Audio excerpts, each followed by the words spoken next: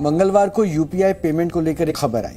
खबर यह थी कि यूपीआई पेमेंट करना अब महंगा हो रहा है और यह खबर आप तक भी पहुंची होगी। माध्यम चाहे जो भी रहा होगा, लेकिन यह खबर आप तक जरूर पहुंच गई होगी, जिसे देखकर आपको भी महंगाई का झटका लगा ही होगा। मैं भी यूपीआई पेमेंट का इस्तेमाल करता हूं और ऐसे में महंगाई के दौर में एक और बड़ा झटका लगने का ख्याल मेरे मन में भी आया।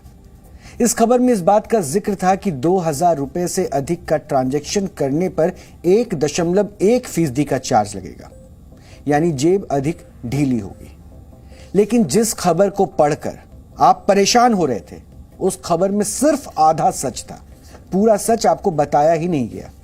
पूरा सच क्या है ये मैं आपको बताता हूं और इसके लिए ये जो सर्कुलर है वो मेरे पास है। इसकी एक लाइन मैं आपको पढ़कर बताता हूं, फिर हिंदी में इसका पूरा विश्लेषण मैं करूंगा। Traditionally the most preferred method of a UPI transaction is linking the bank account in any UPI enabled app for making payments, which contributes over 99.9% of the total UPI transactions. These bank account to account transactions continue to remain free for customers and merchants. मतलब आप समझे? इसको सरल भाषा में बताता हूं।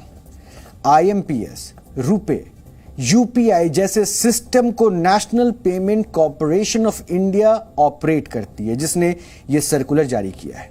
और सर्कुलर में लिखी इस बात को अब आप बहुत ध्यान से समझिए।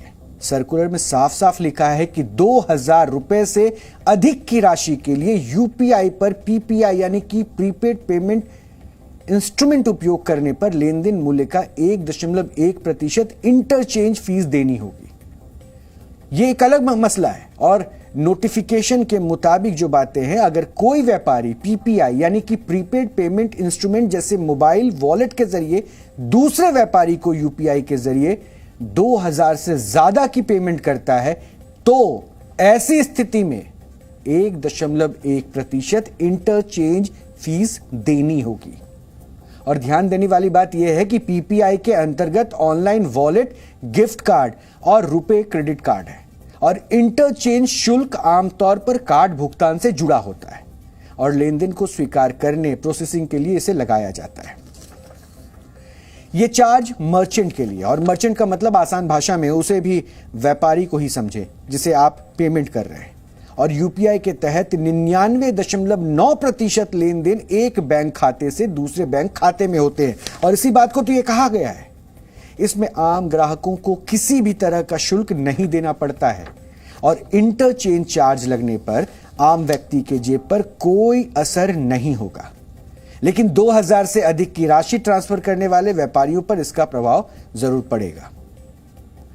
यह पूरी तरह से बैंक और दुकानदारों के बीच का मामला है।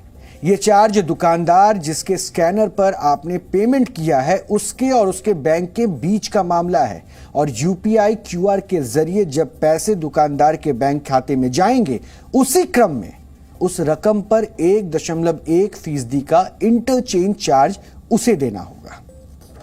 2016 में यूपीआई की लॉन्चिंग के साथ ही डिजिटल पेमेंट की दुनिया में एक क्रांति आई थी और डिजिटल अर्थव्यवस्था को बढ़ावा देने के लिए सरकार तमाम कोशिशें भी कर रही है, जिसका साफ साफ असर भी दिख रहा है। और सरकार की कोशिशों का ही असर है कि 25 करोड़ भारतीय हर रोज यूपीआई का इस्तेमाल कर रहे हैं। कुल मिलाकर निश्चिंत रहिए 1.1% का यह चार्ज यूपीआई उपयोगकर्ताओं को नहीं देना है।